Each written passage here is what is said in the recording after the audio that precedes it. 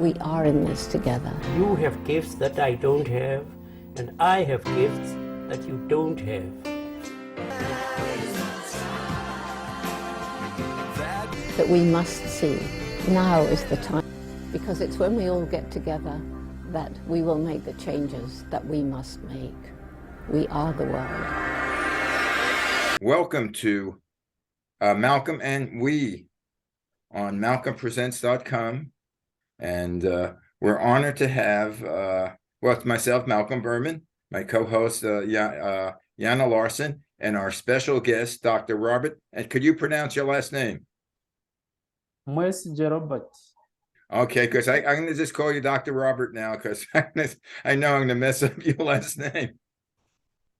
Dr. Robert, what is your background that you have there? Are you on virtual reality or?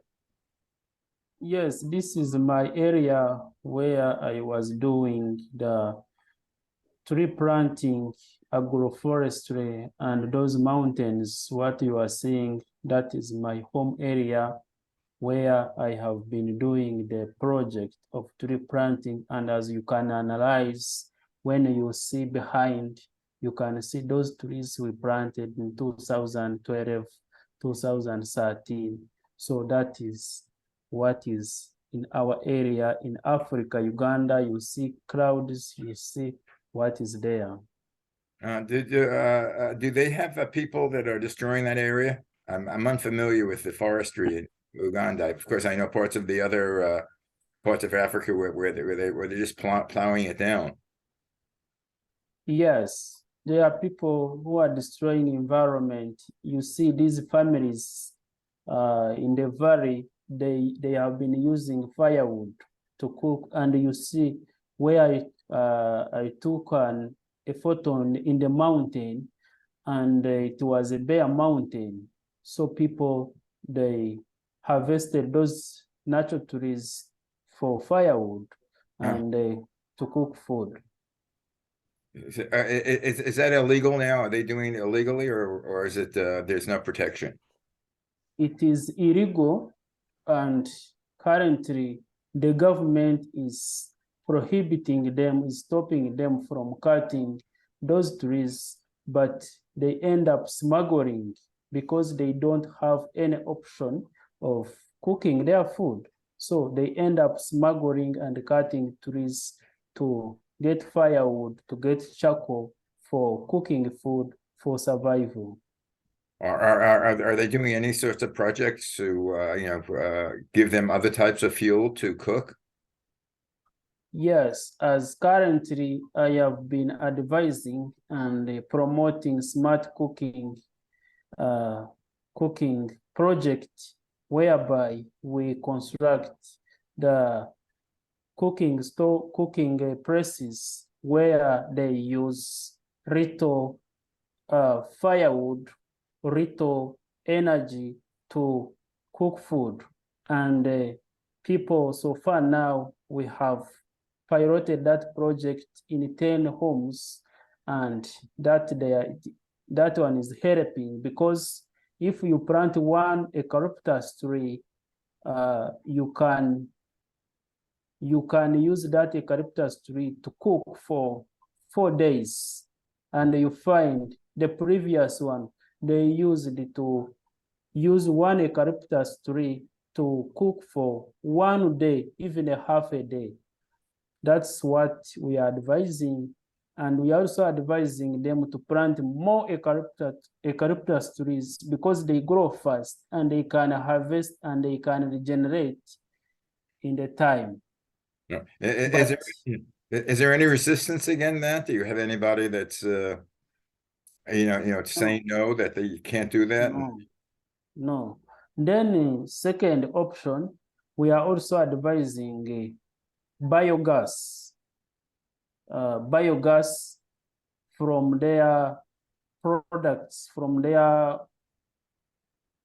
kitchen waste products, and cow dung, where they organize and put in one place to get that biogas and connected to a system, and they cook using that biogas. Yeah. And it is reducing the greenhouse gas emission, because we keep them underground, they don't emit into air. Oh. Yeah. Yes. As I understand that, that's part of your duties there is in Uganda. You have you work in a part of a hospital setting. Yes. No, again, I don't know that much about Uganda, but is that how is that government there? Are they cooperating with you? Or are they anti-you? Or is there a government?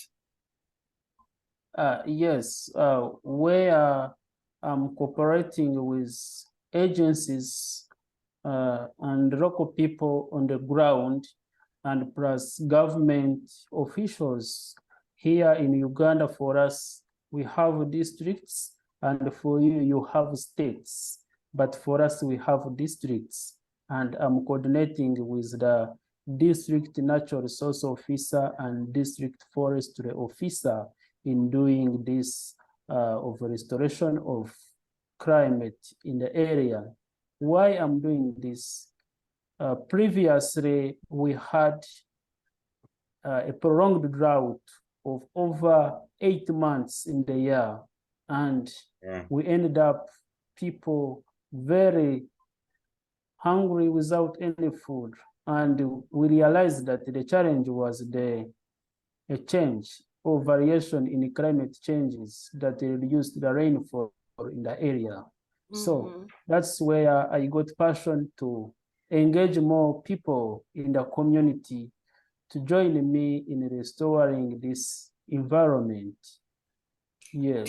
Tell about the water situation and the issues that you had with how you can help with, watering the trees, but also for hygiene and sanitary issues in the refugee camps. Yes. Thank you very much. On sanitation, as you can see here in my background, you can see some homes down there, and there is some city, some towns there, and where they have been using plastic bottles from Coca-Cola, mostly Coca-Cola and Pepsi-Cola. And when the rain comes, it is going to wash these plastic bottles and press them into the water body this side in the valley, and you find the water body is contaminated, and we have a reduced water. So my initiative is to help use those plastic bottles from community poorly disposed, and we construct a water tank using those plastic bottles. Especially as you see this mountain, there is a school, there are schools where children, girls have been suffering unhygienic condition in their reproductive menstrual periods. And we found that if we can give them water, access to adequate water in those periods, they will have a hygiene in those areas. So we have constructed a water tank using plastic bottles of 50,000 liters in a school in these mountains, and it is supplying enough water to girls. As per now, we constructed it in 2019, where there were a very high rate of school dropouts due to unhygienic conditions that were making them uncomfortable to attend the schools, because they used to have some spots, some blood spots. They used to be in terrible situation, and you find a girl is in fear to attend, to join other children in the class, and they end up missing the school. So now just a basic thing that that happens, and we in America think, oh, we can just go to the store and get what we need and everything's taken care of, but not there. And especially if they've been forced from their homes, they've had to flee with just whatever they can carry on their back, and they're in a situation in these camps with hundreds of people and no access to what they need. It's just been a horrible situation. And so we do have pictures, and I know, Robert, we're working on our website today as we speak. So we'll be able to show more about the work that you've been doing with these these tanks that you've made with plastic bottles and mud or something, some sort of stucco that can for these tanks. But it's just amazing what he's doing, what he's teaching to do with so little. So there's not only that, there, there was a COVID crisis, and then there was an Ebola crisis. So Yes. you want to talk about that, Robert? Because you were very influential in helping abate that crisis, because you are a doctor and because you are trained as from the government, to be a person who can come in and help deal with the situation, just like in that movie Contagion, where they have to wear all those gowns, the protective equipment. Malcolm, you've seen that. That's what he's able to do. But talk about what you've done with helping teach the community with using the hand sanitizer in the water stations, and how you've been helping with that.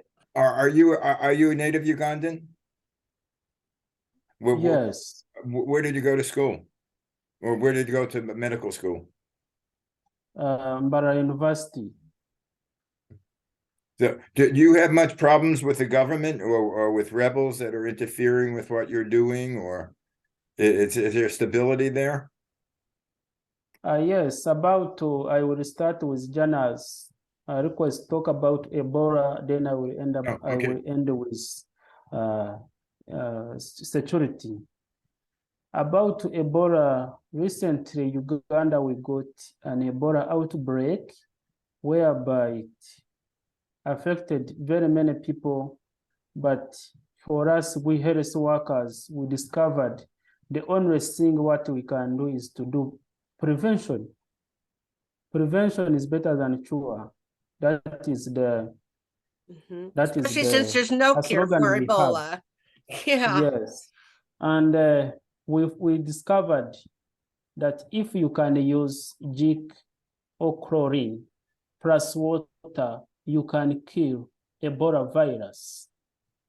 And we discovered this Ebola virus, it is transmitted from one person to another person through body fluids. And those body fluids, they are the most part of the body that can transmit those body fluids, they are hands.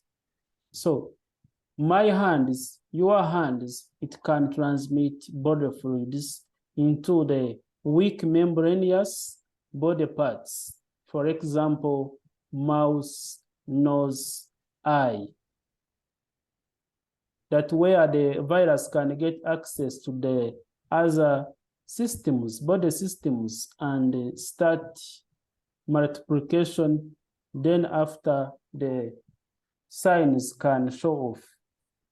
So we found that if we can disturb the cycle of this virus through hand washing, a good hand washing, whereby people, they have been washing their hands, but not thoroughly.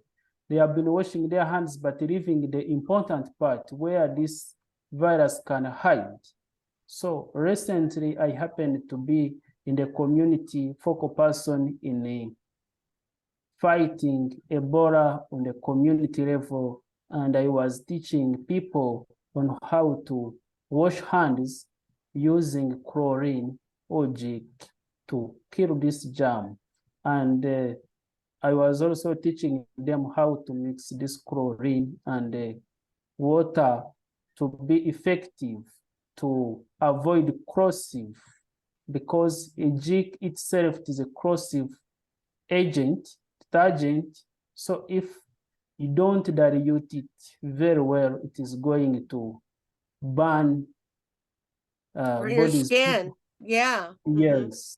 So whereby we weaken that jig through dilution to get a percentage of 0.005. This is a good percentage that cannot burn the skin of a person, but it is effective to kill the Ebola germ. And you teach the tips of hand washing, whereby you wash all the parts of the hand, and after you cleanse it with the running water, and after you are free from Ebola virus to enter into your body. That is the initiative I did, and I and my foundation called Rejoice Africa Foundation, we managed to distribute over 150 hand washing facilities and 150 jig containers, plus teaching them how to use them. So a lot of the problem is hygiene and sanitation. Yes. And I'm sure there are a lot of other diseases and things that are acquired by poor hygiene and poor sanitation. Because I know in other countries. Yes, like COVID. COVID also, if you do hand washing thoroughly, you can kill that virus, because they don't stay in that acidic place. Did you have much of a COVID outbreak in Uganda, as we had in the United States and the rest of the world? Yes, we had much outbreak of COVID-19, but for us, we are using what we call rococins. What we call concoction. Concoction. Mixing of some garlic, ginger, lemon, to come up with a juice that you can take to keep your body acid up, whereby this virus, COVID-19 virus, cannot manage. So if you keep the pHi in acidity, you kill that virus and you disturb their multiplication phase. Then now, are you vaccinated? Like we had the vaccine. Is that much of your population vaccinated? Yes. We are vaccinated, but we were doing rococins first. As I said, prevention is better than cure, and using the available resources to prevent the disease that we are using, and also advising hand washing, not touching on the face with the bare hand, avoiding shaking hands and other things in Ebola, in the COVID virus. So that's been you've had that's one. So one of the main cures again is going back to the good hygiene and sanitation and being just aware of what you're doing. Yes. So recently, yesterday, but one World Health Organization recognized Uganda as Ebola-free country.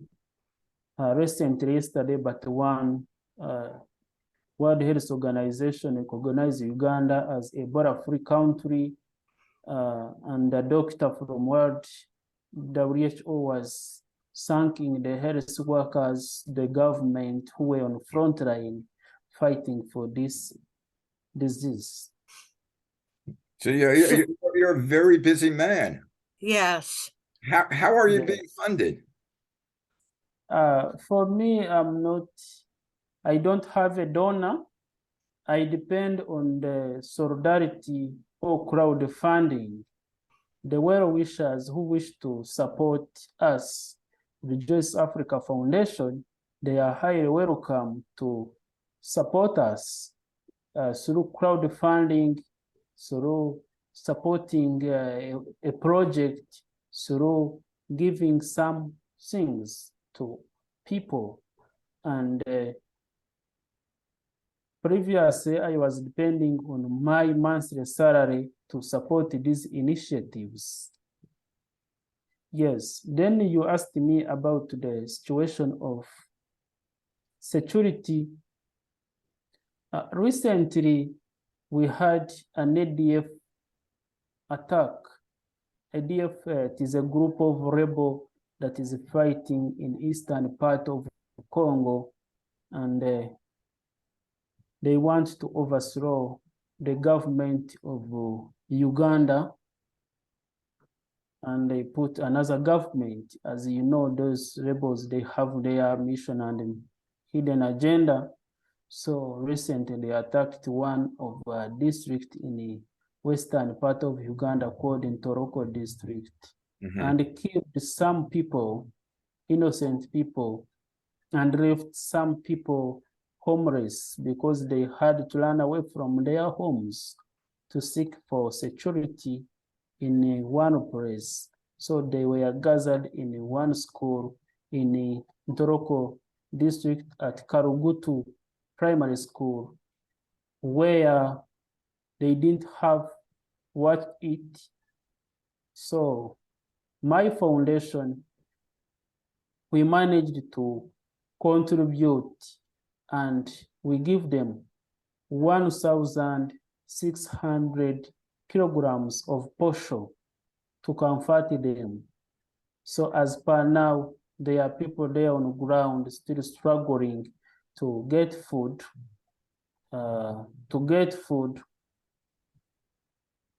because the situation is there, and they are fearing to go in their community because those rebels, they stopped fighting, but they come and attack unexpectedly. Suddenly you hear that they have killed like 10 households, and they stop for like a week. They come and they kill some people, and they also attack the soldiers. They attack the barracks of soldiers. They start fighting. So as per now, people are still in the camp waiting for some peace in the area. But if there are some people who can support with anything towards feeding them, because I believe feeding is the major basic need. If you don't get food for 2 days, you will get something, you will suffer from something. But if you cannot get clothes, you can struggle for like a week or even a month. You can struggle, but food is a major basic need. That's what I can call it. So as per now, we are still continuing to do crowdfunding using the GoFundMe campaign, and our target is to fundraise 1,400 USA dollars to help us to support these people with the food. He's a father, and he has a baby girl, a new addition to the family as of about, I think, at least 6 months ago, and her name is Deborah. So as I say in Ugandan, mazel tov. You know what mazel tov means? Sorry? You know what mazel tov means? Mazel? Mazel tov. Actually, it's Hebrew for good luck. for your child. You know, Is- Uganda, we have very many languages, and you find we have over 36 languages in Uganda. Do you have Jewish people living in Uganda? People of the Jewish faith? No. No, it's mainly Christian, right?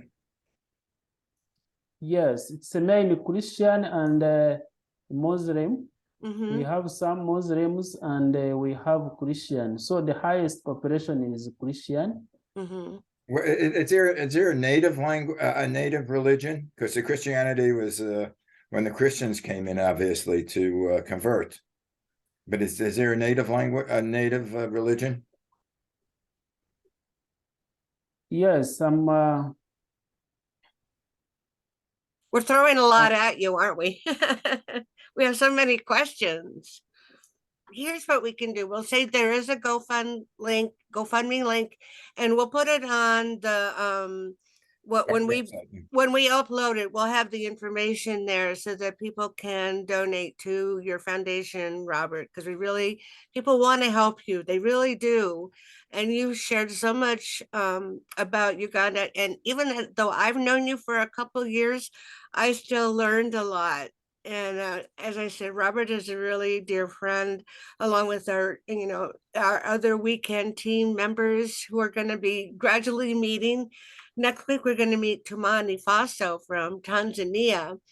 And he began his journey into the environment work and his humanitarian work when he met Dr. Jane Goodall when he was a young boy in school.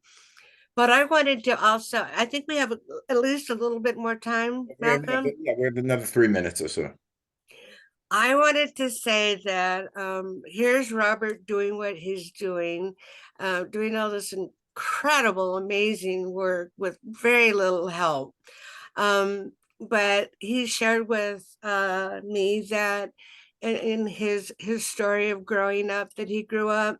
Thank you, Robert. He grew up very poor, and both of he had I don't know if he still has a brother, but he had a brother, and his parents both died when he was very young. But he was able to go to school, and he was a very good student, very bright in physics and math and chemistry and all of those subjects. But then when he came of age to go to university, he was not able to, he didn't have the money to go, and so he had to do manual labor. But he met a person who was his benefactor, in a sense, who helped him to be able to go to medical school. And so then, here he is. And I hope I got that story, Robert, correct. But the idea is that you came from poverty and you are where you are at now, and thanks to good people being around you and helping you in your own just inner great good spirit, you've been able to persevere and to help other people. And I know that that's what you think your mission is to help others. And it's just such an honor to know you, and I'm so happy I have met you. And I look forward to us being able to do a lot to work together with We the World and your foundation and other foundations, because that's what Malcolm and I want to do. We want to bring awareness about. Go ahead, Malcolm. Say it. It's communications now. With what we're doing is Zooming, we can meet millions of people just through the internet, and we want to educate them and expose people such as yourself, and to get them to know there are people like you in the world, because all you see is the negative things in the world, or the people that are destructive. And people like yourself, work tirelessly, endlessly, without anybody knowing about. And we want to expose you. We want to have you on again. If you have something that you want to talk about, a project let us know. We don't have to do a half-hour show. We could do something that you are doing, that month or that week that you think you want people to know. You come in and we can have you on for 10, 15 minutes to talk about it. I know this half hour must be enormous time because a lot of time in your day because you have so much to do. I mean, Yeah. I'm listening to you and what you're doing and accomplishing, and I'm getting tired. Yes. Yes. He's just tireless. But And, let's but have I him know wife he and gets kids. tired. Well, I just want to say, with We the World, we are celebrating the work of Martin Luther King with a special event that we are doing through the from January, well, I think it starts today, as a matter of fact, to the end of February. And I will be making sure that I'm hosting as many events with Robert, with We the World, that he wants to participate in, because we've got to get the word out. And also with Tumani in Tanzania, and Eric in Rwanda, and what we have going on in Botswana and Burundi. We've really spread out, and we want everyone to know the amazing work all these young humanitarian activist people are doing in Africa. And I mean, it's just time. We've got to let it be known. We've got to take our heads out of the sand or wherever the heck they are and see that there are other people in other parts of the world. And with this technology, there's no reason for us not to do that. And that's what We the World and our collaboration here with Malcolm, with what he's brought in as a wonderful partner for us to be able to get the word out and explore every kind of technology and information channel that we can, because we have to. We just have to. You're into the medical end of things and the groundwork. I'm into spreading the word. At one time, we would never see each other. I mean, Right. we wouldn't know of each other. I mean, just 100 years ago, which is basically 2023, we would never be in touch. The world is getting so small that anything that you do affects us, and everything that we do affects you. And what we have done has really affected Africa. And that is just one of the most horrible things that, the modern developed world has done. Well, And Africa gets exploited. yes, Like I'm not sure of the history of Uganda, but I know like most of the countries in Africa are artificial boundaries. I mean, they were well, they basically are everywhere. But they were basically set up by the Europeans, and they split the countries because from what I see is Africa is basically very tribal. Is there a common language that you guys have that everybody speaks, or do you understand if you go to another? No, for us in Africa, we speak different language, even if we have official like English, but in some countries you find their official language it is French, and their official language is Portugal, and other country the official language is Arabic. So how we about found Swahili? Is Swahili more universal in Africa? Swahili? Swahili it is not even a universal because it is in a few countries in Africa also. Yeah, that's So isn't it? we don't have any universal language in Africa. We are using the imported language. Yes. Right. So well, I know like in the U.S. what we have with the Indian, what we do with our natives or the Indians, but some of their languages are being lost because it's not being taught. Is that happening in Africa also, or where you have the lost languages of certain tribes? For us, our languages are still on because the civilization In Africa, it came around the 19th centuries, around the 1990s, 1970s, where people were attending schools to learn some new languages. And that generation is still there. So, but we hope the way we are seeing very soon, around in 50 years, we shall roast the mother language in Africa. You find we have like English and Arabic in Africa.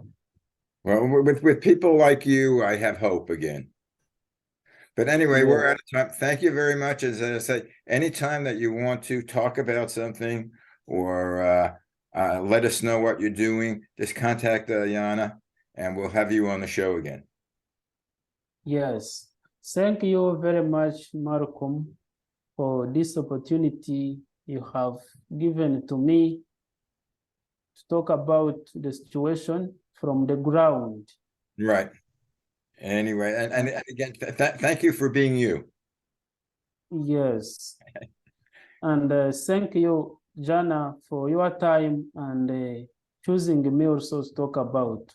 And lastly, I call upon those who wish to support my foundation, support my GoFundMe, support my initiative. They are highly welcome to contact me at email and WhatsApp number to reach me, and we'll discuss more. Thank you very much. Okay. Bye-bye, Yana. Thank you. Bye, Robert. We'll see you next week. Bye. Bye. And you're listening Bye. to MalcolmPresents.com. All our shows are on demand and archived. And all you have to do is go MalcolmPresents.com. And this show is Malcolm and We. We'll be seeing you next week. Bye-bye. Bye-bye. The objective of the organization We the World is to facilitate cooperation on a global scale amongst groups and individuals dedicated to implementing solutions to the many challenges we face on the planet at this time.